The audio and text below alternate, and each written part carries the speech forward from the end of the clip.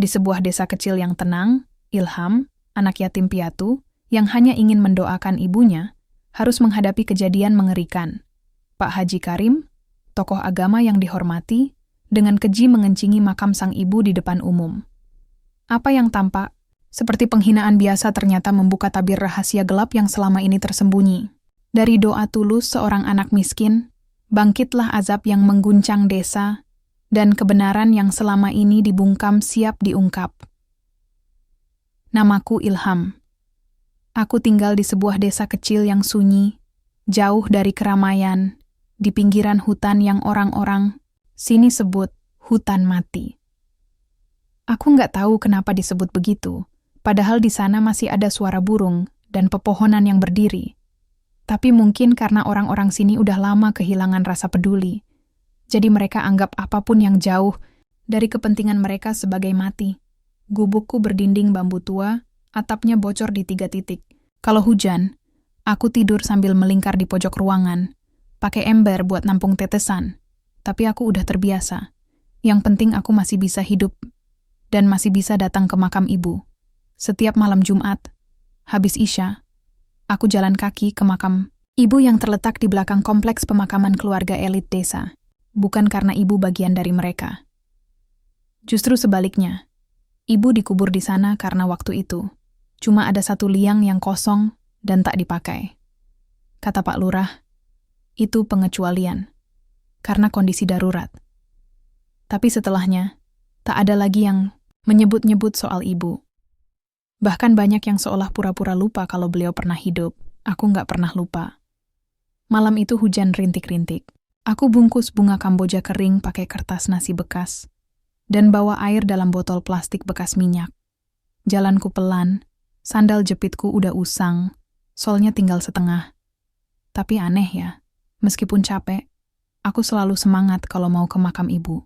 Mungkin karena itu satu-satunya tempat di dunia ini yang nggak menuntut aku jadi apa-apa. Cuma duduk, baca Al-Fatihah, dan cerita ke ibu soal hariku. Jalanan ke makam licin malam itu. Becek. Tapi aku hafal tiap tikungan, tiap batu besar, bahkan suara anjing yang sering menggonggong dari kejauhan. Sesampainya di dekat pagar besi tua, aku buka gerbangnya perlahan. Berderit, udah karatan. Tapi bagiku, suara itu bukan gangguan, itu semacam salam. Salam pembuka. Kubur ibu masih sama seperti minggu lalu. Nisan kecil, tanpa nama.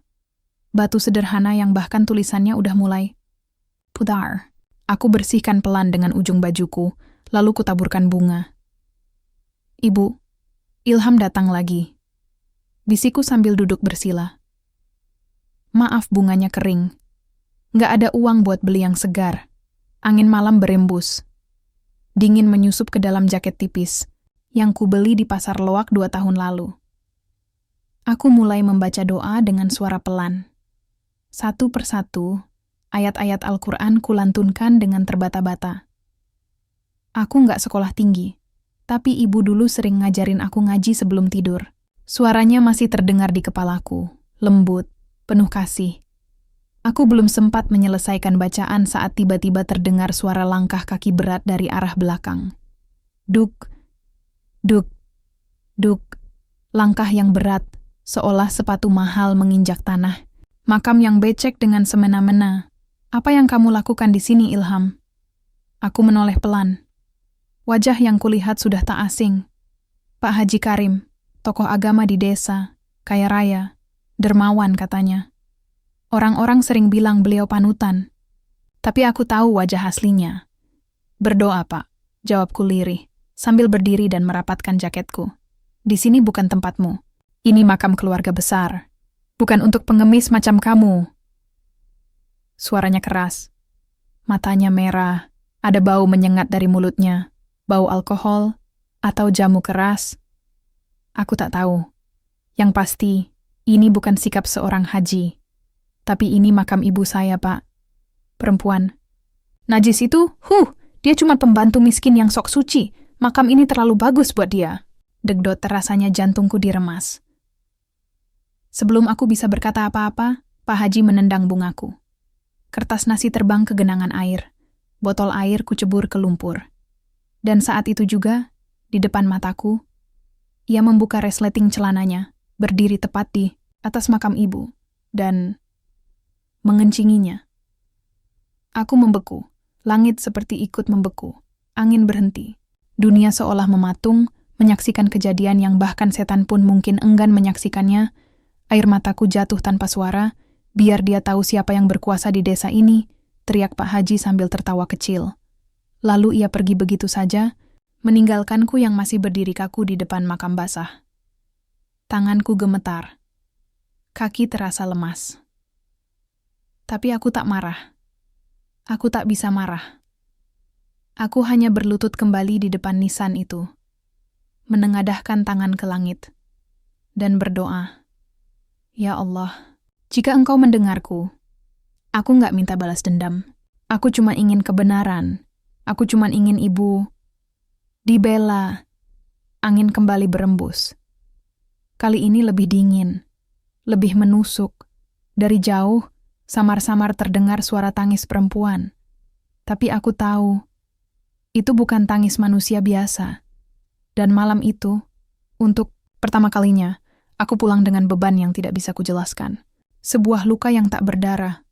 Sebuah kesunyian yang tidak wajar.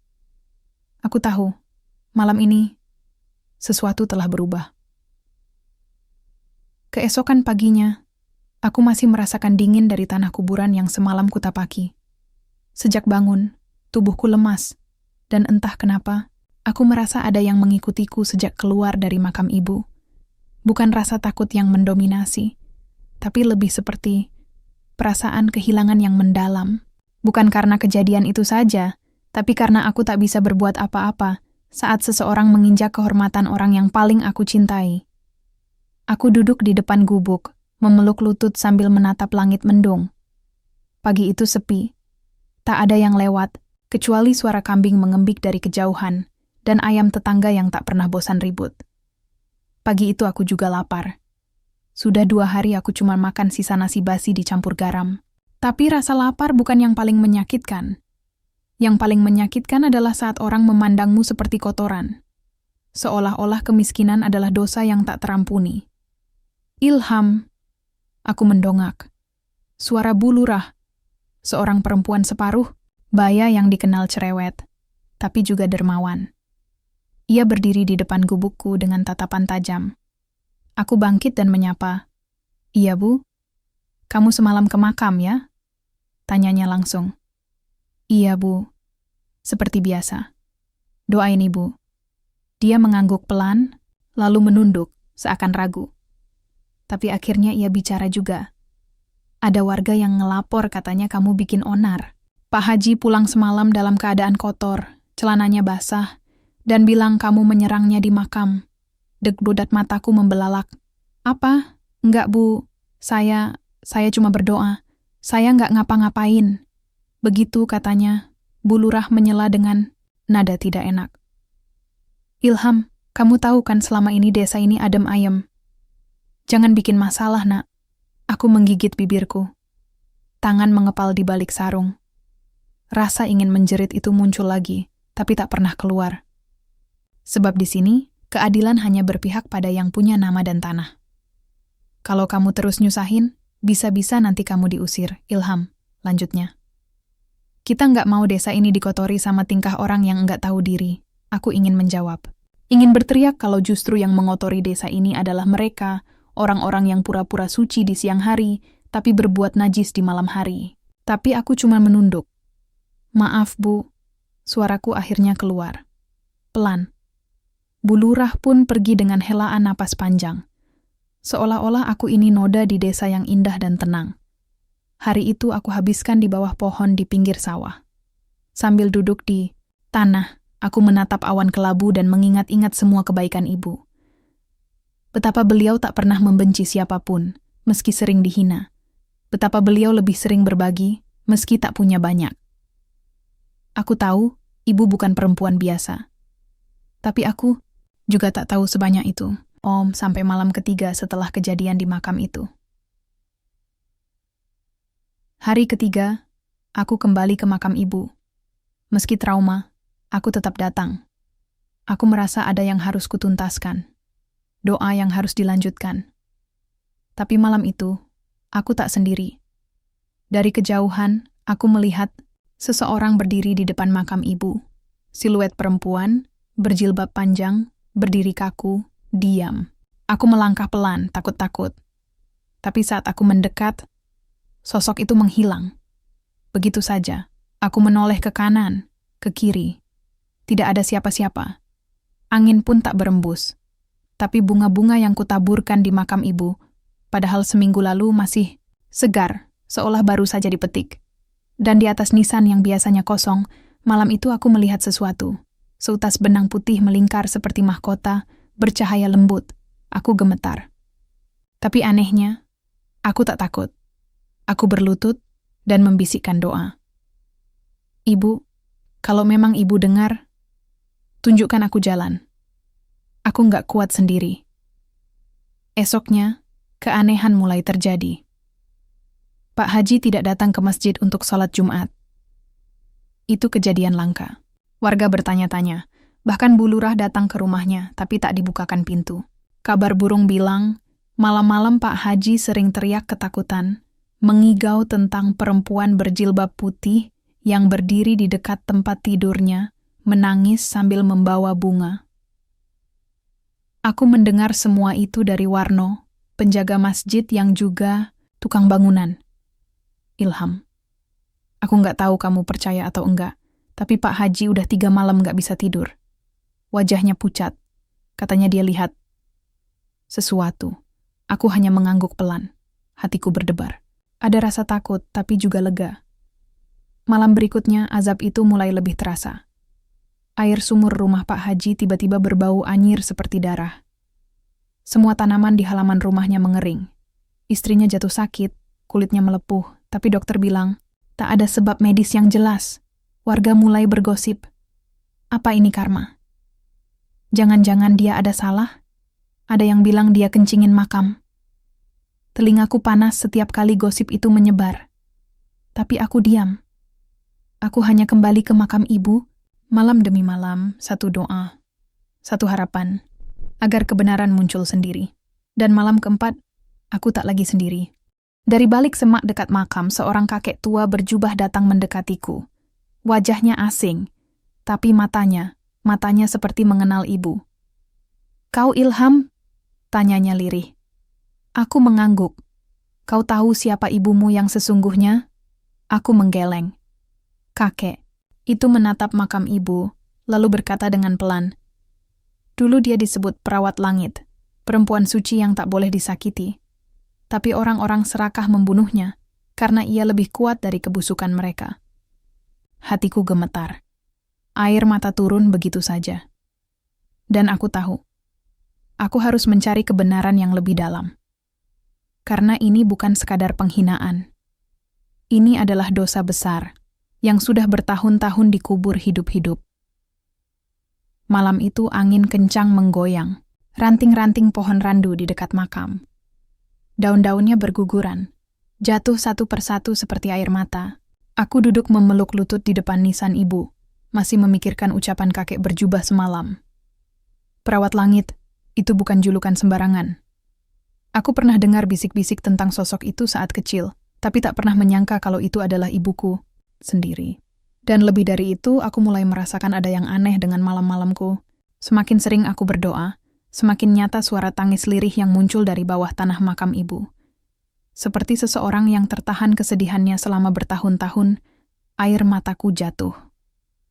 Ibu, aku nggak tahu semua ini maksudnya apa. Tapi aku akan tetap di sini. Tiba-tiba tanah di bawah nisan bergetar pelan. Bukan gempa, tapi seperti nafas yang berat keluar dari bumi. Aku mematung. Jantungku berdetak keras. Tapi sekali lagi aku tidak takut. Ada ketenangan yang aneh, seperti dipeluk dalam kesedihan. Ilham. Suara itu lirih, lembut, tapi jelas terdengar di telingaku. Aku menoleh cepat. Tak ada siapa-siapa. Tapi udara di sekitarku terasa hangat dan harumnya, seperti bunga melati segar. Aroma khas yang biasa dipakai ibu saat masih hidup. Esok paginya, Desa mulai gempar. Pak Haji terlihat keluar rumah untuk pertama kalinya setelah berhari-hari mengurung diri. Tapi wajahnya berubah drastis. Pucat, matanya, cekung, rambutnya beruban mendadak. Orang-orang bilang dia seperti habis bertemu setan. Tapi yang lebih mengejutkan adalah ucapannya pagi itu di pelataran masjid. Dia mengaku melihat perempuan berjilbab putih berdiri di kamarnya setiap malam. Perempuan yang menangis dan menunjuk ke arah makam.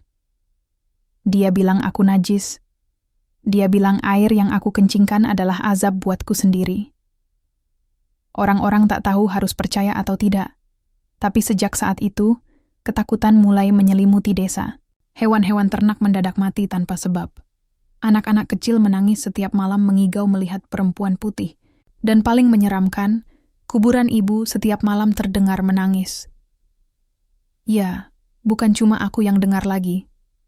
Warga sekitar mulai menghindari area pemakaman. Beberapa orang bahkan melapor pada dukun kampung, Kitarjo, untuk mencari tahu sebab semua. Ini, aku duduk di pojok warung mendengar semua itu. Tubuhku lemas.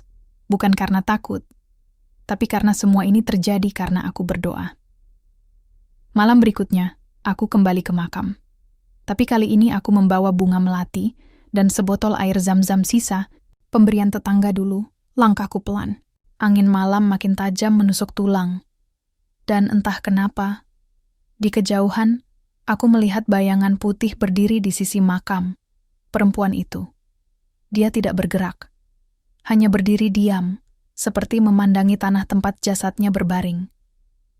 Aku mendekat dengan langkah gemetar. Ibu, bayangan itu perlahan menoleh padaku. Wajahnya samar, tak terlihat jelas, tapi ada kedamaian di balik sosoknya. Cahaya lembut mengelilingi tubuhnya. Aku tak bisa berkata apa-apa.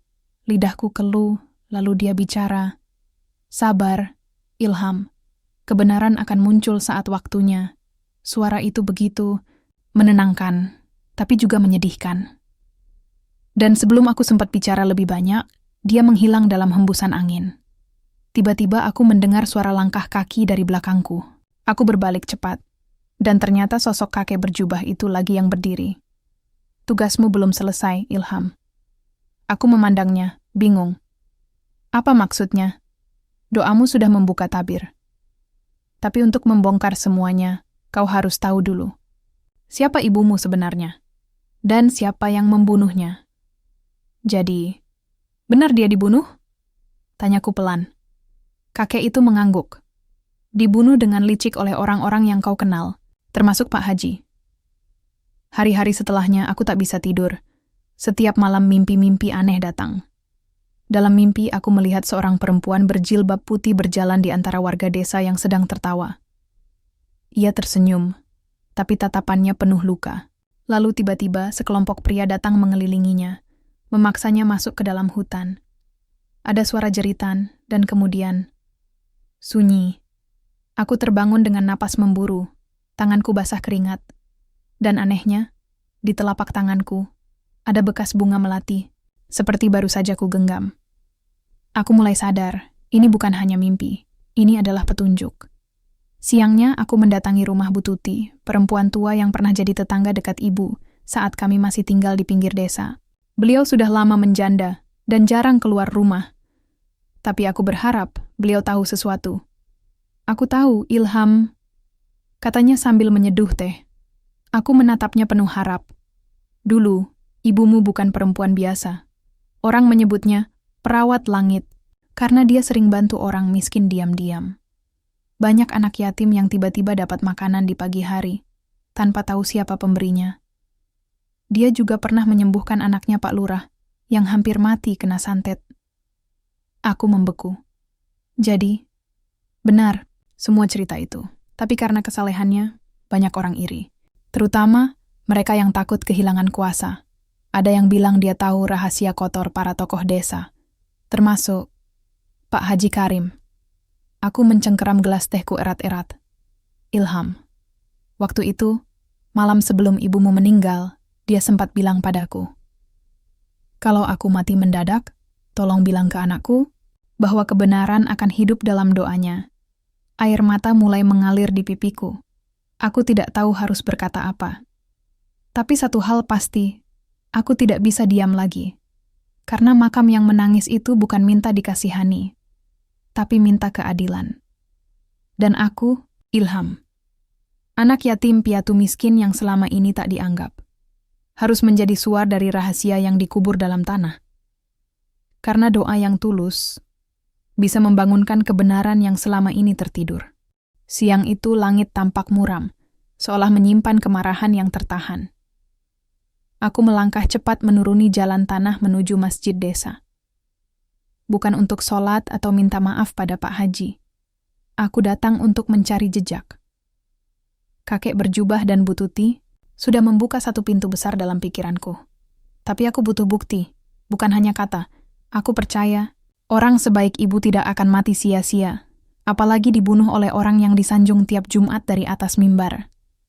Saat aku sampai di halaman masjid, suasana sepi. Tak ada jamaah, hanya beberapa sandal berserakan. Tapi aku tahu, Pak Haji ada di dalam. Aku masuk pelan, menyusuri lorong menuju ruang belakang. Tempat penyimpanan kitab, sajadah, dan ruangan pribadi Pak Haji. Kuncinya tidak dikunci. Anehnya, pintunya hanya disangga meja kecil. Seolah-olah ada yang sengaja membiarkannya. Terbuka, aku melangkah masuk. Ruangan itu penuh aroma kapur barus, tapi juga menyimpan hawa dingin. Rak-rak penuh kitab tua, beberapa lemari tertutup. Di atas meja, ada sebuah map coklat yang menarik perhatianku. Map itu hampir tertutup kain sarung, seperti disembunyikan. Aku ragu, tapi tangan ini bergerak sendiri membuka map itu, isinya foto hitam putih. Seorang perempuan berjilbab putih, tersenyum sambil menggendong bayi. Aku yakin itu ibuku, dan bayi itu aku. Namun yang membuat nafasku tercekat adalah foto kedua. Ibuku, dengan wajah lebam dan mata terpejam, tergeletak di antara semak-semak. Aku menjatuhkan foto itu. Dada sesak. Lalu satu lembar kertas jatuh dari dalam map. Tulisan tangan yang lusuh, seperti coretan cepat. Langkah kita tak boleh gagal. Perawat langit sudah tahu banyak. Sebelum ia bicara ke warga, pastikan dia lenyap. Aku akan bantu atur semuanya. Biarkan kecelakaan itu menjadi penutup. Tanganku gemetar. Huruf H. Haji Karim. Aku terdiam, tapi hatiku seperti diguncang. Keras. Ini bukan sekadar kecurigaan. Ini bukti. Langkahku cepat meninggalkan masjid, tapi baru beberapa meter keluar, suara berat menghentikan langkahku. Ngapain kamu di dalam? Aku menoleh. Pak Haji berdiri dengan tubuh lemas tapi sorot mata tajam. Dia belum sepenuhnya pulih dari kejadian malam-malam lalu. Tapi dia masih terlihat seperti orang yang bisa memelintir kata dan menyulap kebenaran jadi dusta.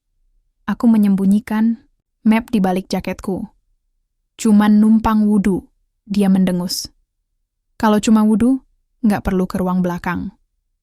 Kenapa? Ruang belakang buat sholat juga kan? Dia mendekat. Wajahnya tegang. Jangan sok tahu kamu anak miskin. Kalau kamu terus ikut campur urusan yang bukan milikmu, kamu akan bernasib sama kayak ibumu. Darahku mendidih. Kalimat itu seperti cambuk. Bukannya takut, aku malah maju selangkah. Jadi benar? Ibu saya bukan mati karena kecelakaan? Wajahnya memucat. Lalu dia tertawa dingin. Bocah goblok. Kamu pikir orang percaya omongan anak pemulung kayak kamu? Hah? Kamu itu siapa? Aku menatap tajam matanya. Aku anak dari perawat langit. Dan aku juga tahu siapa ayahku sebenarnya. Matanya membelalak. Aku tidak punya bukti untuk itu, tapi aku ingin mengguncangnya.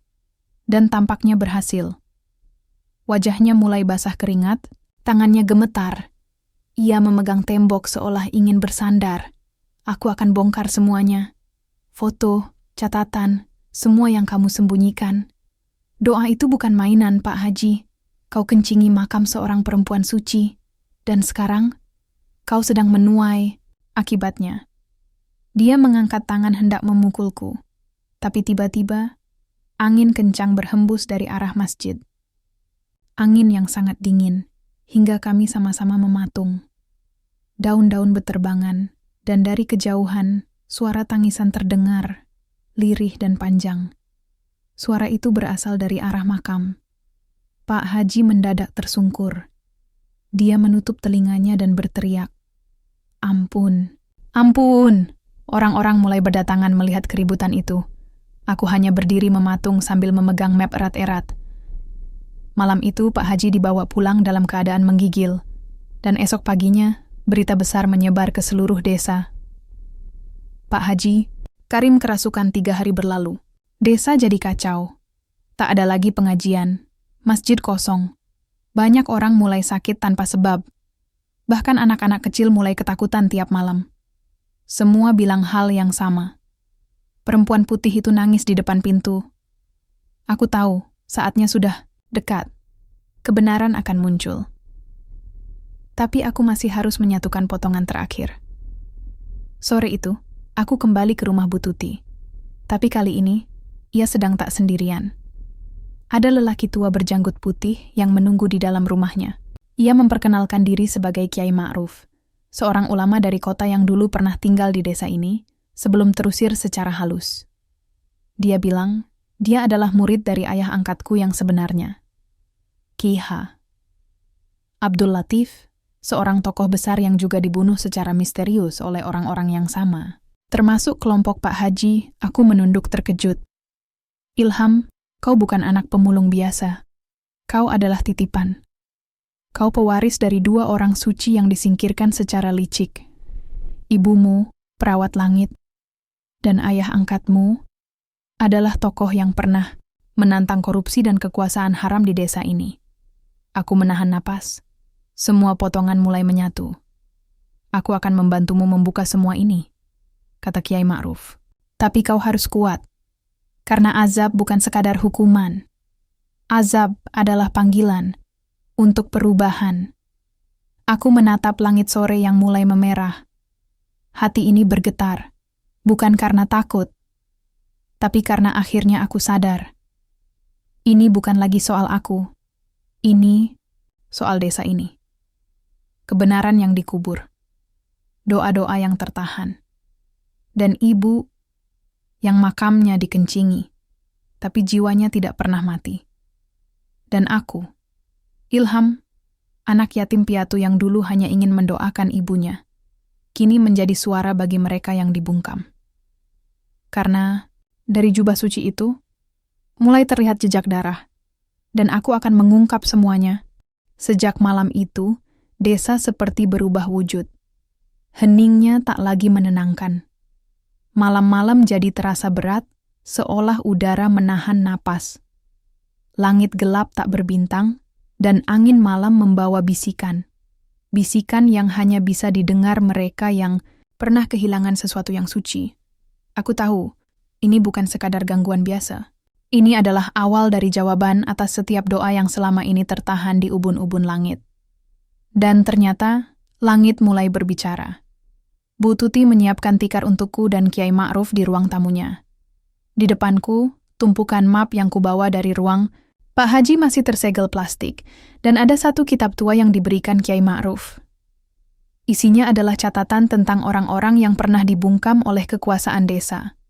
Guru ngaji, petani, dan salah satunya, perawat langit. "Ibu kamu dulu dianggap berbahaya karena terlalu dicintai rakyat," ujar Kiai Ma'ruf sambil menyesap teh.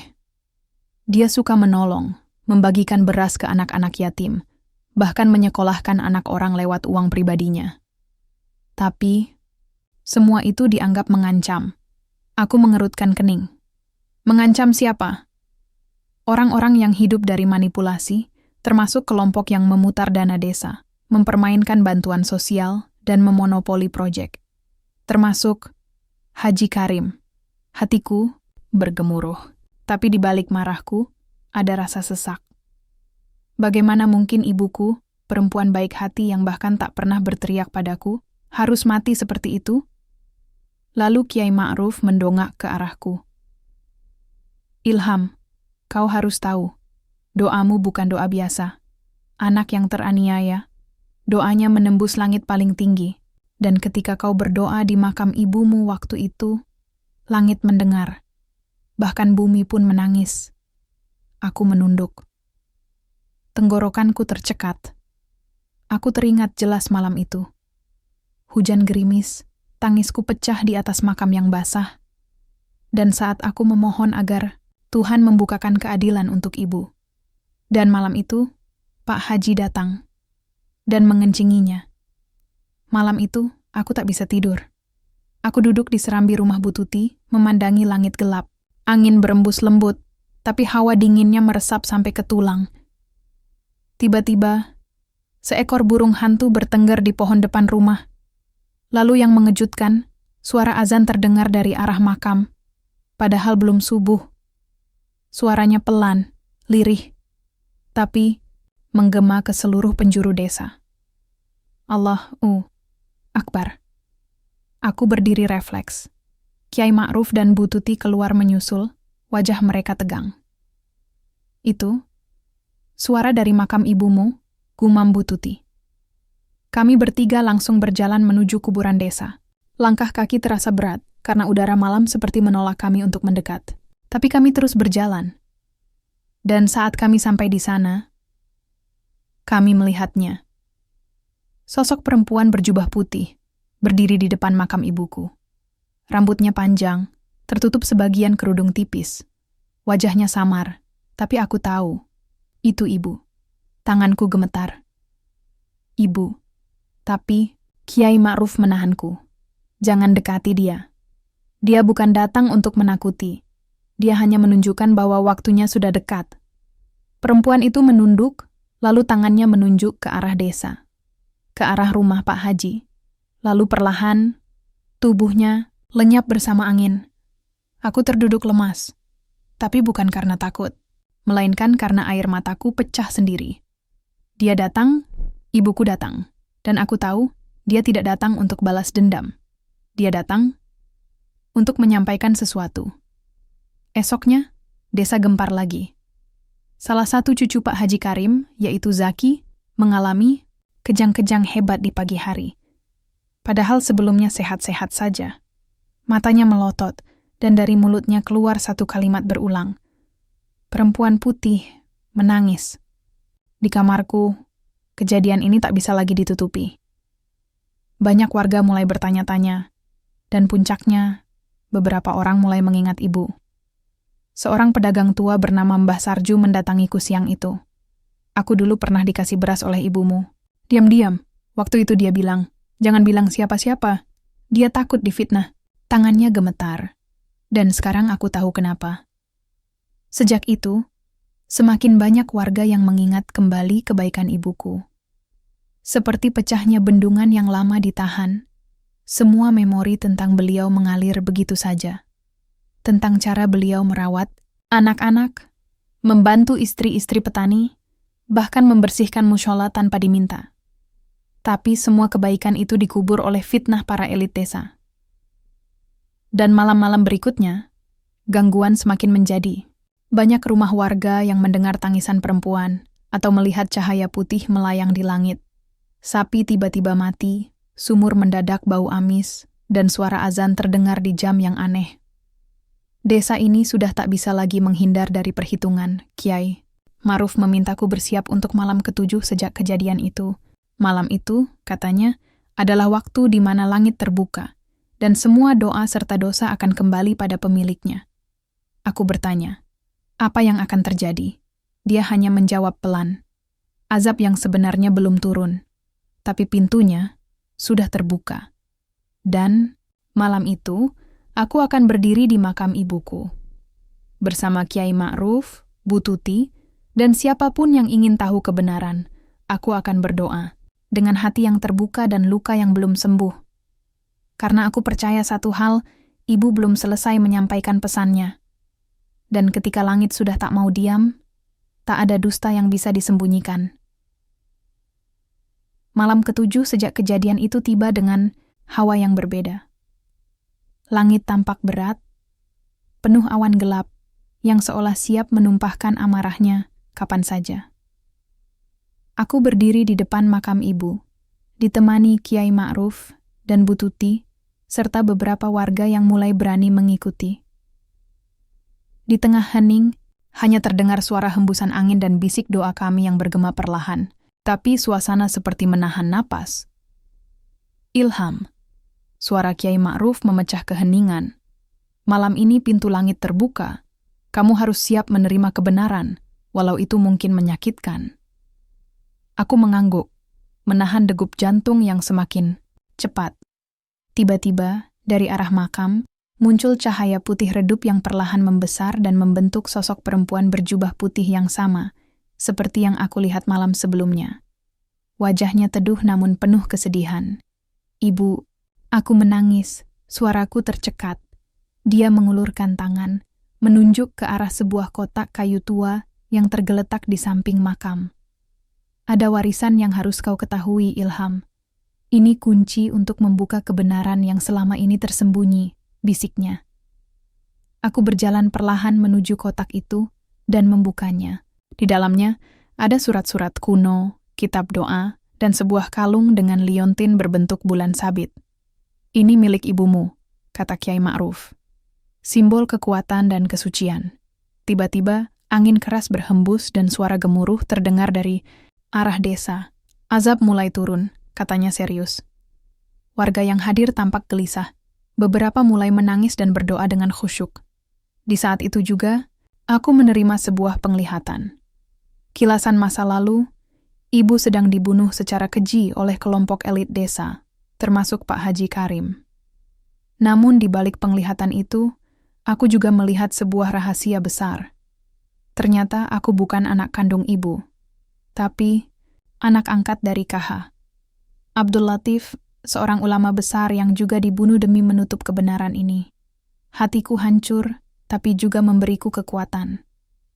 Aku berjanji pada diri sendiri, aku akan mengungkap semua kegelapan itu dan menuntut keadilan. Malam, itu langit menangis, doa terjawab, dan azab mulai menggema. Pagi itu aku terbangun dengan kepala berat, namun hatiku terasa seperti terbakar. Penglihatan malam tadi masih menghantui, membekas kuat di benakku. Aku tahu, hidupku tak akan pernah sama lagi. Di hadapanku kini bukan hanya kenangan tentang ibuku, yang penuh kasih, tapi sebuah rahasia yang lebih besar dan lebih kelam. Aku bukan anak kandung ibu. Aku adalah anak angkat dari KH. Abdul Latif, ulama besar yang dibunuh secara diam-diam oleh orang-orang berkuasa di desa ini. Orang-orang yang sama, yang kini memimpin dengan wajah suci, tapi hati hitam, termasuk Pak Haji Karim. Aku memutuskan untuk menemui Pak Haji Karim. Bukan untuk menantang, tapi untuk mencari jawaban. Rasanya aneh, tapi aku butuh tahu kebenaran langsung dari sumbernya. Aku berjalan ke rumah Pak Haji, tapi sebelum sampai, aku melihat banyak orang desa berkumpul di alun-alun. Mereka membicarakan kejadian-kejadian aneh yang menimpa keluarga Pak Haji sejak malam aku mendoakan ibu. Sapi mati, sumur kering, suara tangisan perempuan terdengar di malam hari, dan banyak kejadian lain yang membuat warga takut. Ini bukan kebetulan, kata seorang tetua desa dengan suara gemetar. Ini azab dari langit.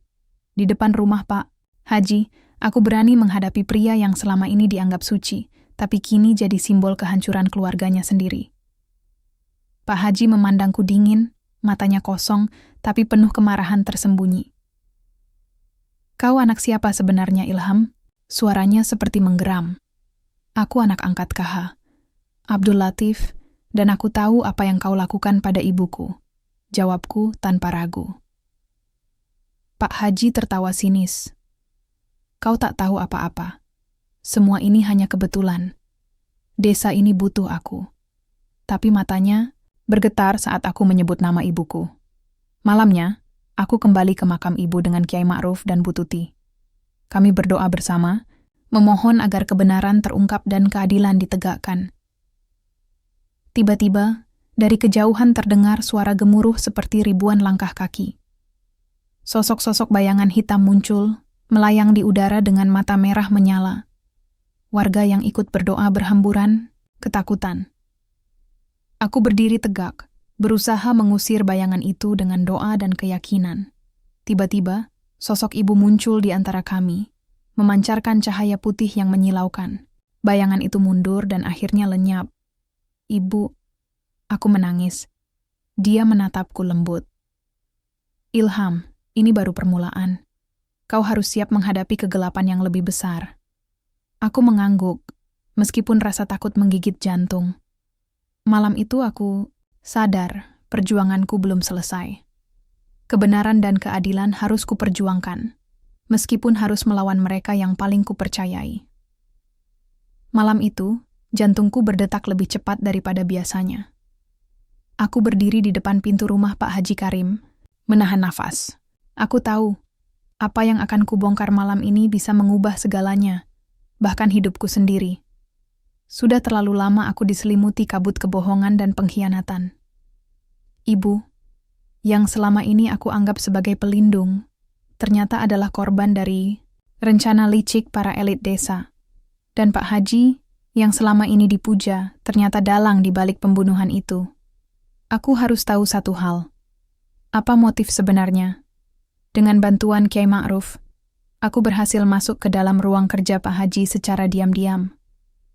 Di sana, aku menemukan dokumen-dokumen rahasia dan buku harian tua yang selama ini tersembunyi.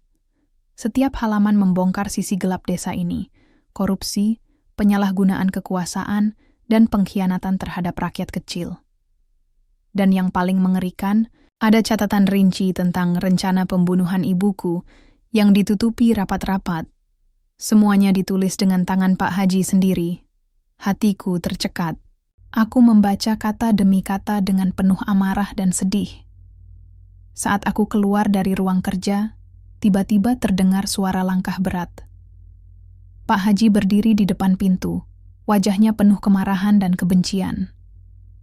Kau pikir kau bisa mengungkap rahasiaku begitu saja, Ilham? Suaranya menggelegar, aku tak mundur. Aku akan buktikan kejahatanmu pada semua orang. Ibu pantas mendapatkan keadilan. Pak Haji tertawa dingin. Keberanianmu bodoh, tapi aku kagum. Malam itu, pertempuran batin terjadi dalam diriku. Di satu sisi, aku merasa lemah dan tak berdaya menghadapi kekuatan besar seperti Pak Haji. Tapi di sisi lain, doa ibuku dan kekuatan doa yang aku panjatkan memberiku keberanian tak terhingga. Tiba-tiba, langit di atas desa membelah dan petir menyambar.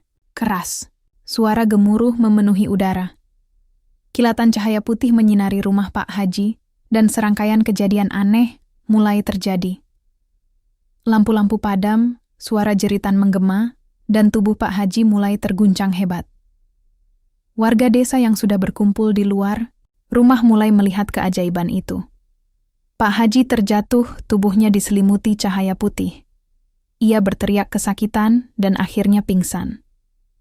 Keesokan harinya, warga desa berkumpul dan mendengar pengakuan Pak Haji yang terbangun. Semua kebohongan terungkap, dan kejahatannya diketahui seluruh desa.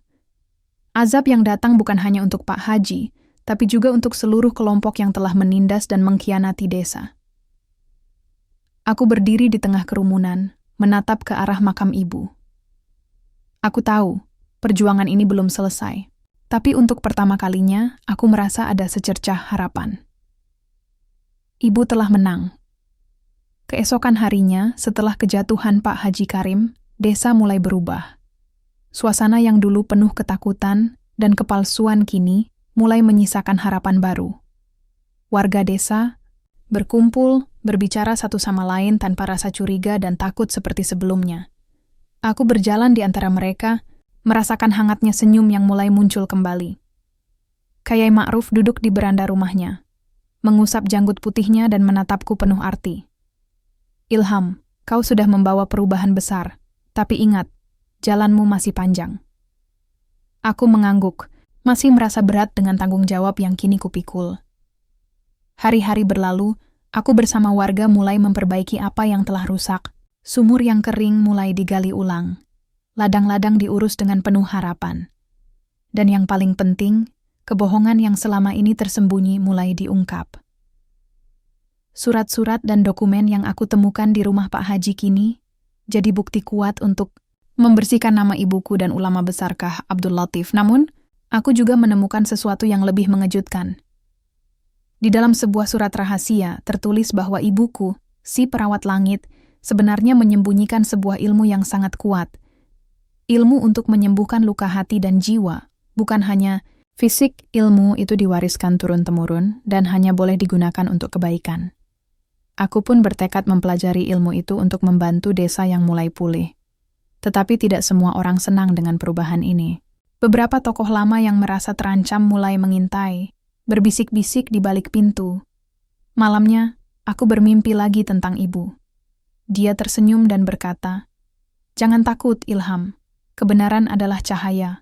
Teruslah berjuang." Aku terbangun dengan semangat baru. Aku sadar, aku bukan hanya pembawa azab, tapi juga pembawa harapan dan penyembuh.